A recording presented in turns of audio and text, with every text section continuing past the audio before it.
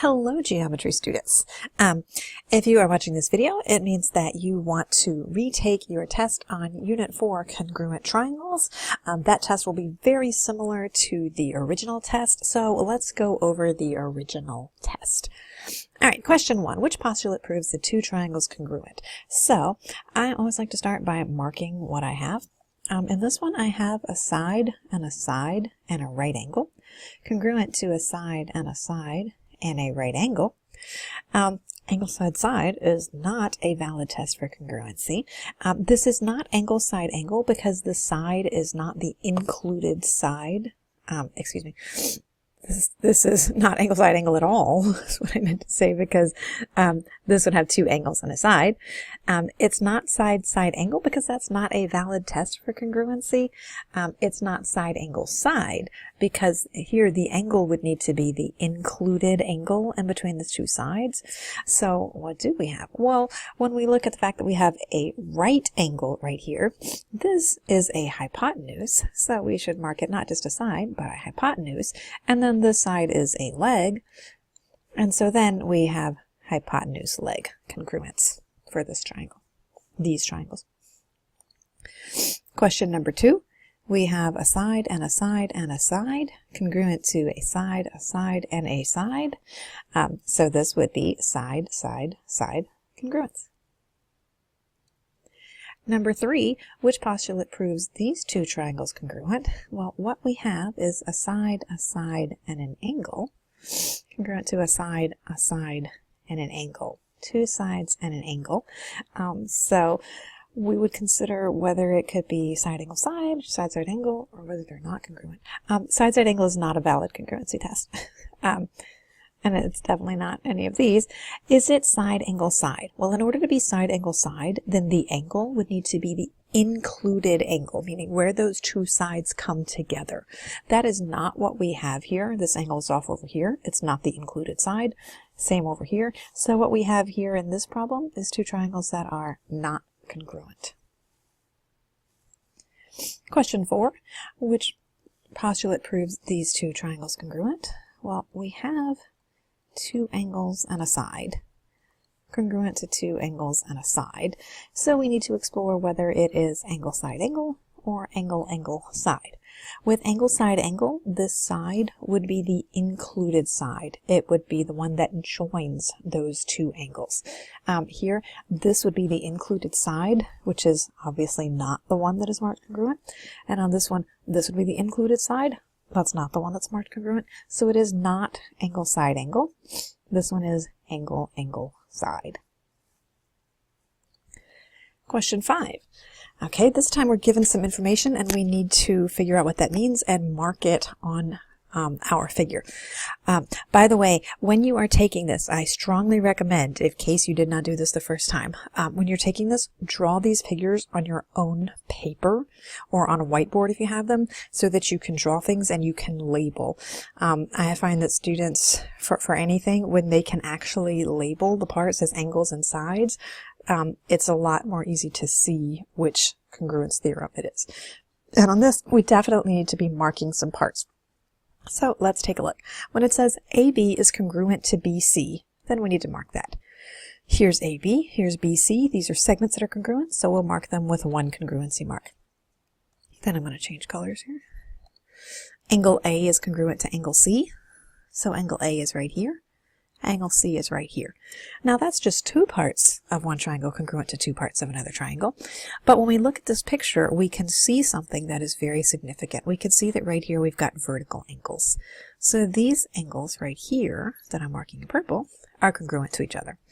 And then when we look, we can see that we have an angle and an included side and an angle congruent to an angle side and included angle. So this would be angle side angled. Here we have an example where the side is included. It's connecting those angles that are marked congruent. So the difference between angle side angle and angle side. Question 6, we've got some more given information. We've got BA is congruent to DC. So let's mark that. BA is over here. Mark it with one congruency mark. And DC over here, one congruency mark. Then we've got CB is congruent to AD, so let's mark it. CB is the top, AD is the bottom. Let's mark those 2 congruency marks. And that's all the given information, but when we look at this picture, we can see that these 2 triangles share a third side. This BD right here, it's in this triangle that's on the bottom left, and this triangle that's on the top right. And it's the same size in both triangles. It's congruent to itself. And what we have here is a side and a side and a side of one triangle, congruent to a side and a side and a side of the second triangle. And so this is side, side, side congruence. For question number 7, we're given that A is the midpoint of BC. Okay, that's an important word for us. Midpoint of BC. Midpoint means point in the middle. So BC is this one right here. And if A is the midpoint, that means that BA and AC are equal to each other. So we'll mark them. We've already got 1 congruency mark here, so we want to put 2 congruency marks on BA and AC. Now that's all the given information, but when we look at the picture, we can see we've got some vertical angles right here that are congruent. So vertical angles are always congruent. And then we have a side, an angle, and a side, congruent to a side, an angle, and a side. The angle is the included angle. It's where those 2 sides come together. And so we have side, angle, side congruence. Question number 8. Let's see. We start off with AD is parallel to BC. So what does that mean? That means that this side AD is parallel to side BC. Now that doesn't necessarily mean they're congruent, but what we have with parallel lines are alternate interior angles that are congruent. So we have this angle up here, ADB, is congruent to this angle down here, CBD. That's what we get out of the parallel part. And then we're given that BC is congruent to AD. So we'll mark that. BC congruent to AD. So when I stated before, it didn't necessarily have to mean that they were congruent. It's true, parallel does not mean that the sides are congruent, but here we're given that they are congruent to each other. That's not enough information, but when we look at this, we realize we have got a shared side right here. BD is in both triangles. And then when we look at what we've got, we have a side, angle, and a side, congruent to a side, angle, and a side. This angle is the included angle for the sides, and so we have side, angle, side congruence. Our last 2 problems are proofs. So let's take a look at what we've got. We're given that QT bisects SP and SP bisects QT. We've got a few things right here that we need to fill in, and there's a lot of different choices for us. Remember that when we make a proof, we always start off by listing the given information. The reasons are always given. We mark things on our picture. So let's take a look at our given information. We've got that QT bisects SP. Okay, when I see the word bisect, I underline bisect, and then I like to circle what comes after that. This is the thing that's being split into equal halves. So SP is being split into equal halves. Okay, that means PR and RS are congruent. So we have our QT bisects SP. That is given.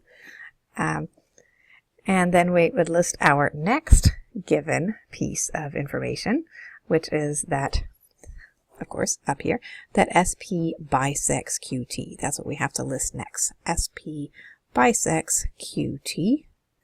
So this one I made it so that I can just drag it out. Then we have QR is congruent to TR. And we know that by the definition of bisect. I kind of went a little bit out of order here. I'm sorry about that. Let me go back now and say if SP bisects QT, QT is being split into equal parts, so QR is congruent to RT.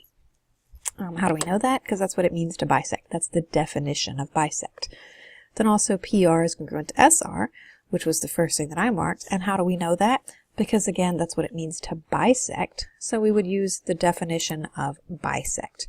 Now sometimes people mix this up and use midpoint, but if the given uses the word bisect, then our reason will be the definition of bisect. If the given had used the word midpoint, then we would use midpoint in our reason, but make sure that you're matching up what's in the given with the correct definitions. Now, for statement 5, we know the reason is vertical angles. So where are these vertical angles? They are right here in the center. These two angles are vertical angles. This is angle QRP, and this is angle SRT. So QRP is congruent to SRT. That's our statement number 5. And then number 6, we have enough information to prove that the triangles are congruent.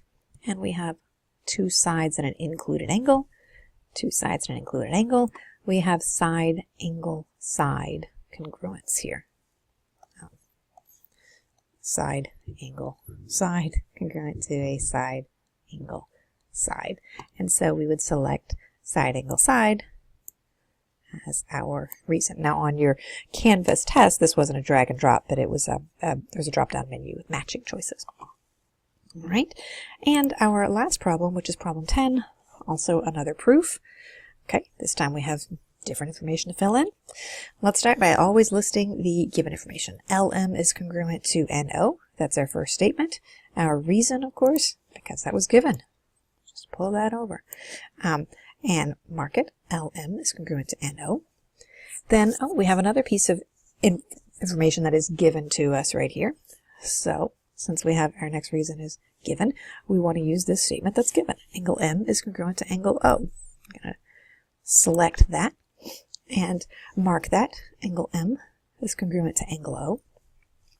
Now all I see so far, we have a side and an angle, and we have a side and an angle, but that's not enough information. But when we look at this picture, we can see that we have some vertical angles right here. So these two angles are congruent. And so we have two statements over here about angles, but this one is not listing the right angles. We're talking about angle MPL, which has P as the vertex here, and angle OPN, P as the vertex right here. And so this would be our statement about angles. These are congruent, and they're vertical angles. Therefore, our reason would be vertical angles, or vertical angles are congruent. Now, finishing up what we have enough information to say the triangles are congruent, but what is our reason? We've got two angles and a side. We want to consider, though, is it angle, side, angle, or is it angle, angle, side? Well, on angle, side, angle, the side would need to be the included side connecting those two angles. That's not what we have here. It's a different side, and so this would be angle, angle, side, and that's what we would select for our last reason. Okay, so the retake test is also a Canvas test. You can find a link to it on our home page. You only get one chance at it, so good luck. Bye.